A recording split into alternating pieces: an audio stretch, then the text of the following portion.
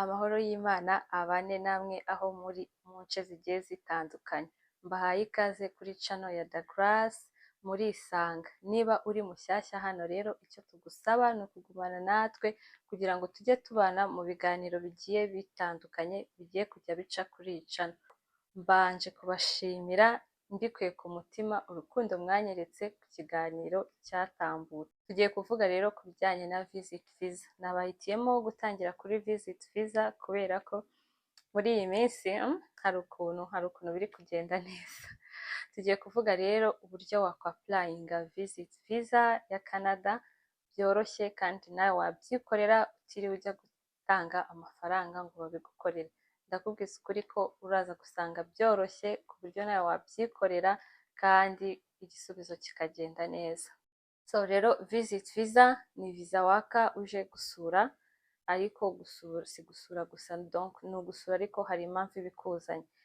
Uno munsi rero nateguye document ugomba kuba ufite kugira ngo wapurayinge iyo Visit Visa. Ndagusaba gufata urupapuro n'ikaramu tugendane utu tuntu twandike, hanyuma rwose biroroshye nawe wabyikorera kandi ugasubmitinga application yawe ugategereza igisubizo bikagenda neza. Dokima ya mbere rero ukeneye, of course ukeneye passport. Ni byiza ko usaba visa ufite passport ifite validité y'igihe kinini. Dokima ya kabiri ugomba kuba ufite invitation letter. Invitation letter iyo uzayihabwa n'umuntu uzakwakira muri Canada uzaba ugiye gusura, donc azayandika hanyuma ayiguhe. Iyo invitation letter rero igomba kubisobanura icyo ugiye gukora. Of course ugiye kumusura, ariko hagomba kuba hari event runaka ikujyanye. Twatanga nk'urugero wenda niba ugiye muri mariage, ni byiza ko muri invitation letter ashyiramo ko ugiye muri mariage, agaragaze igihe mariage izabera kugira ngo iyi invitation letter izagufashe, kandi isobanuye neza, irasa ku ntego, yumvikana kugira ngo convaincre umwagent abe yaguha visa yawe. Dokima ya gatatu ukeneye motivation letter. Iyi motivation letter ni wowe uzayandika, usobanurire neza umwagent uzafata dosiye yawe ko igihe uzagendera, igihe uzagarukira, destination yawe, icyo ugiye gukora, ndetse unadetaye umuha ibisobanuro by'uko utazigera uguma muri Canada uzagaruka. Iyi motivation letter igomba kuba yanditse neza, nayo irasa ku ntego kandi yumvikana ku buryo ashaka aho yinjirira hose kugira ngo akwime ibyangombwa ahabure. Ubwo iyi motivation letter ndumva nayo yumvikanye. Ikintu cya kane uzakenera proof of your visit.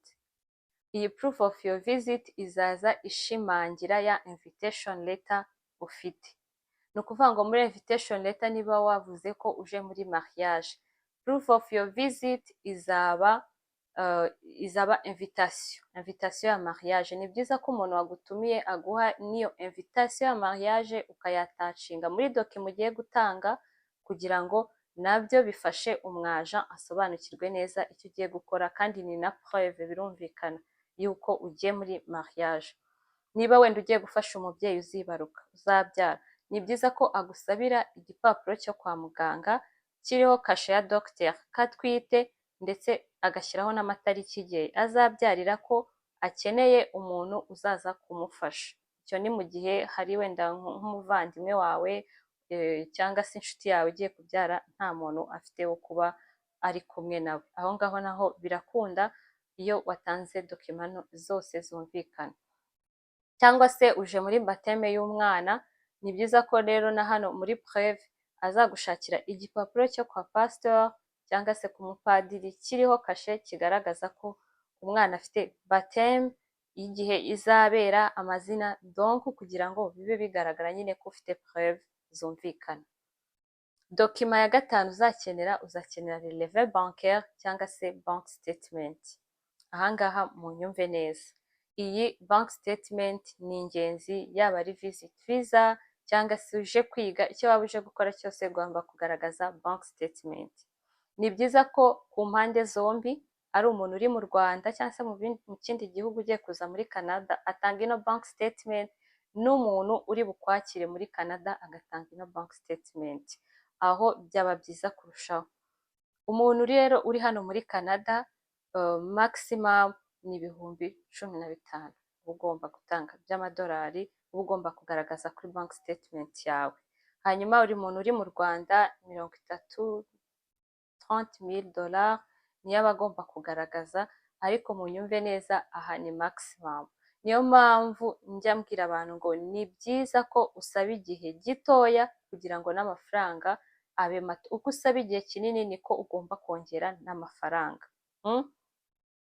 Rero tuvuge niba usabye ukwezi, ntago uzanganya amafaranga n'umuntu usabye amezi 6. Ni byiza ko usaba igihe gitoya rero kugira ngo n'amafaranga abe makeya. Nizere ko ahangaha byumvikanye. Hanyuma umuntu uri muri Canada ni byiza ko yongeraho permis de travail ye iri valide, akongeraho n'igipapuro cya T4. T4 ni igipapuro cy'imisoro baduhereza ku mwaka, donc igaragaza nyine ko wadeclaye amafaranga wakoreye ku mwaka. Ni byiza ko n'izi document aba yaziguha, hanyuma ukazatanshinga kuri document uzasubmitinga. Ndumva iki ngiki cyumvikanye. Hanyuma ikindi nasaga nk'uwibagiwe, utanga amezi 3 ya nyuma. Bank statement yawe igomba kubigaragaza amezi 3 ya nyuma.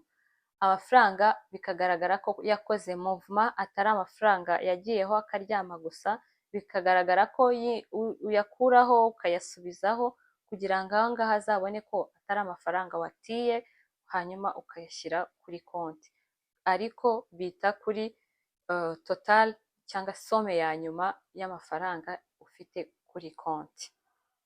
Indi document uzakenera proof of relationship, donc igaragaza umuntu ugiye gusura, ese mufite icyo mupfana, ni umuvandimwe, ni umubyeyi, ni inshuti.